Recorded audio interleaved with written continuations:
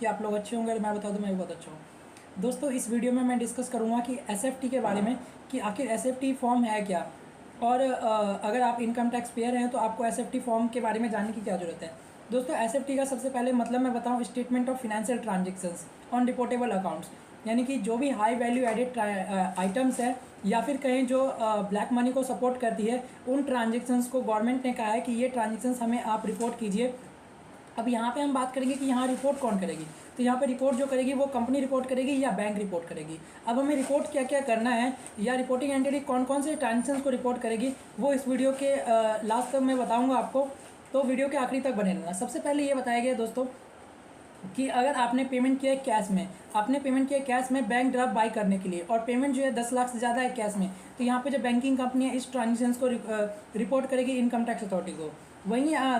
दूसरी मैं बात करूँ कि अगर आपने 10 लाख से ज़्यादा आपने कैश में पेमेंट किया है प्रीपेड इंस्ट्रूमेंट के लिए, दोस्तों आपने प्रीपेड इंस्ट्रूमेंट के लिए कैश में आपने 10 लाख ज़्यादा पे किया है, तो यहाँ पे बैंकिंग कंपनी जो है इस ट्रांजेक्शन्स को इनकम टैक्स अथॉरिटी को रिपोर्ट करेगी। उसके बाद मैं नेक्स्ट की मैं बात करूँ दोस्तों, जो नेक्स्ट है वो मैंने लास्ट वीडियो में भी डिस्कस किया था कि अगर आपने कैश डिपॉजिट किया है 10 लाख से ज़्यादा सेविंग अकाउंट में, या कैश विड्रॉ किया 10 लाख ज़्यादा सेविंग अकाउंट से, या फिर आपने करंट अकाउंट से 50 लाख ज़्यादा कैश विड्रॉ या फिर कैश डिपॉजिट किया है, तो यहाँ पे जो बैंकिंग कंपनी है, banking company income tax authority को इस ट्रांजेक्शन्स के बारे में एसएफटी फॉर्म में रिपोर्ट करेगी इनकम टैक्स अथॉरिटी को। उसके बाद नेक्स्ट की मैं बात करूँ दोस्तों, अगर आपने फिक्स डिपॉजिट करवाया 10 लाख से या 10 लाख से ज़्यादा एक या एक से ज़्यादा अकाउंट से, तो दोस्तों यहाँ पे इनकम टैक्स अथॉरिटी जो है इस ट्रांजेक्शन्स को जो है बैंकिंग कंपनी जो है इनकम टैक्स अथॉरिटी को इस ट्रांजेक्शन्स को रिपोर्ट करेगी। उसके बाद नेक्स्ट की मैं बात करूँ दोस्तों कि अगर आपने 1 लाख से ज़्यादा कैश में पेमेंट किया है या फिर आपने 10 लाख से ज़्यादा आपने क्रेडिट कार्ड से कोई पेमेंट किया है, तो दोस्तों यहाँ पे जो क्रेडिट कार्ड इशूइंग एजेंसी है इस ट्रांजेक्शन्स को एसएफटी फॉर्म में रिपोर्ट की होगी, ये करती है। उसके बाद नेक्स्ट की मैं बात करूँ कि दोस्तों अगर आपने कोई कंपनी है उसका आपने बॉन्ड या डिवेंचर बाय किया है, और जो बॉन्ड डिवेंचर बाय किया उसकी वैल्यू 10 लाख से ज़्यादा है, तो यहाँ पे जिस कंपनी का आपने बॉन्ड या डिवेंचर बाय किया 10 लाख से ज़्यादा, वो कंपनी इनकम टैक्स अथॉरिटी को बताएगी कि इस पर्टिकुलर पर्सन ने हमसे बॉन्ड या डिवेंचर बाय किया है 10 लाख से ज़्यादा का। उसके बाद नेक्स्ट की मैं बात करूँ, सेम यही है कि अगर आपने शेयर्स बाय किया किसी कंपनी का 10 लाख से ज़्यादा का, तो यहाँ पे जिस कंपनी का आपने शेयर बाय किया 10 लाख से ज़्यादा का, वो कंपनी इनकम टैक्स अथॉरिटी को बताएगी कि इस पर्टिकुलर पर्सन ने हमसे 10 लाख से ज़्यादा का शेयर बाय किया। उसके बाद नेक्स्ट की मैं बात करूँ दोस्तों कि अगर कंपनी ने आपसे शेयर बाय बैक किया और शेयर बाय बैक का जो वैल्यू है 10 लाख से ज़्यादा है, तो यहाँ पे जो कंपनी है इनकम टैक्स अथॉरिटी को बताएगी कि हमने इस पर्टिकुलर पर्सन से 10 लाख से ज़्यादा का शेयर हमने बाय बैक किया है। उसके बाद दोस्तों नेक्स्ट की मैं बात करूँ तो दोस्तों डीमोनेटाइजेशन के टाइम पे अगर आपने कैश डिपॉजिट किया था, अगर आपने कैश ट्रांजेक्शन्स किया था 2.5 लाख से ज़्यादा का सेविंग अकाउंट से, या फिर 12.5 लाख रुपए से ज़्यादा का आपने करंट अकाउंट से ट्रांजेक्शन किया था, तो उस टाइम पे जो बैंकिंग कंपनी है वो इनकम टैक्स अथॉरिटी को इस ट्रांजेक्शन्स को रिपोर्ट किया होगा। अब डीमोनेटाइजेशन का टाइम जो पीरियड था 2016 के टाइम पे, उस टाइम पे इन्होंने रिपोर्ट किया होगा।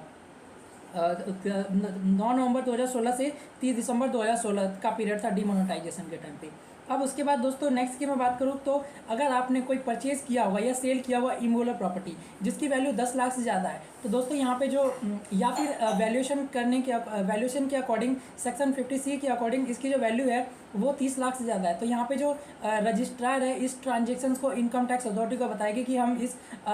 फलाना पर्सन से हमने जो प्रॉपर्टी है वो 10 लाख से ज़्यादा प्रॉपर्टी बाय या सेल किया है, या फिर 50C के अकॉर्डिंग 30 लाख से ज़्यादा का हमने प्रॉपर्टी बाय या सेल किया है, वो एसएफटी फॉर्म में इनकम टैक्स अथॉरिटी को बताएगी। उसके बाद नेक्स्ट की मैं बात करूँ दोस्तों कि यही बेसिकली ये जो ट्रांजेक्शन्स है, जो मेजरली दोस्तों ट्रांजेक्शन्स है जो है इन कंपनी या फिर banking company income tax authority को रिपोर्ट करेगी। उसके बाद आगे की मैं बात करूँ दोस्तों कि यहाँ पे मैं 3 ट्रांजेक्शन्स और डिस्कस करूँगा, जहाँ पे जो लिमिट बताया मैंने ऊपर उस लिमिट से कम भी होता है तो ये ट्रांजेक्शन जो है इनकम टैक्स अथॉरिटी को रिपोर्ट किया जाएगा। अब वो ट्रांजेक्शन कौन से है, तो जो दोस्तों जैसे कि मान लो अगर आपको कोई कैपिटल गेन होता है, तो जहाँ पे कैपिटल गेन होता है तो यहाँ पे जो स्टॉक एक्सचेंज है, स्टॉक एक्सचेंज अगर आप कंपनी से सेल या परचेज करते हैं किसी कंपनी का शेयर, तो यहाँ पे जो स्टॉक एक्सचेंज है, वो स्टॉक एक्सचेंज चाहे आप कितनी भी वैल्यू का सेल या बाय करें किसी कंपनी का शेयर, तो वो जो स्टॉक एक्सचेंज है इस ट्रांजेक्शन्स को रिपोर्ट करेगी इनकम टैक्स अथॉरिटी को। उसके बाद नेक्स्ट की मैं बात करूँ, अगर आपको कोई इंटरेस्ट इनकम होता है तो इंटरेस्ट इनकम आपको कितने भी रुपये का इंटरेस्ट इनकम होता है, ये बैंकिंग कंपनी जो है इनकम टैक्स अथॉरिटी को बताएगी कि इस पर्टिकुलर पर्सन को इतना इंटरेस्ट पे किया गया है। उसके बाद नेक्स्ट की मैं बात करूँ, अगर आपको डिविडेंड इनकम होता है तो डिविडेंड इनकम के बारे में भी कंपनी जो है इनकम टैक्स अथॉरिटी को बताएगी एसएफटी फॉर्म में कि इस पर्टिकुलर पर्सन का जो है ये डिविडेंड इनकम है। उसके बाद मैं नेक्स्ट की मैं बात करूँ दोस्तों कि यहाँ पे अगर एसएफटी फॉर्म फाइल करने में नॉन कंप्लाइंस होता है तो दोस्तों 500 रुपीज़ का पर डे का पेनल्टी लगेगा। उसके बाद दोस्तों अगर आपको नोटिस मिलता है और नोटिस मिलने के बाद भी अगर आप फाइल नहीं करते एसएफटी फॉर्म, तो उस केस में जो पेनल्टी है डबल हो जाएगा, 1000 रुपीज़ पर डे का पेनल्टी हो जाएगा। दोस्तों रिपोर्टेबल एंटिटी जो है उनके लिए ये पेनल्टी 5000 रुपये तक कर दिया गया है 2023 से। तो दोस्तों आपको पहले हुआ क्या करता था, पहले दोस्तों तो फॉर्म 26 में आपको जितने भी हाई वैल्यू एडिड ट्रांजेक्शन्स है ये हमें नज़र आ जाता था फॉर्म 26 में। अब दोस्तों होगा क्या कि यही ट्रांजेक्शन जो मैंने आपको ऊपर डिस्कस किया, ये ट्रांजेक्शन्स आपको इसके अलावा एसएफटी फॉर्म में भी नज़र आ जाएगा दोस्तों। अब वहाँ से जो है हम इजीली कैपिटल गेन कैलकुलेट कर सकते हैं, सेल या परचेज़ के ट्रांजेक्शन सब नज़र आ जाएंगे वहाँ पे। इंटरेस्ट जो है जितना आपको इंटरेस्ट मिला है वो ट्रांजेक्शन भी आपको एसएफटी जो फॉर्म है वहाँ पे नज़र आ जाएगा। वहाँ से आप इजीली जो है अपने इनकम टैक्स की लायबिलिटी जो है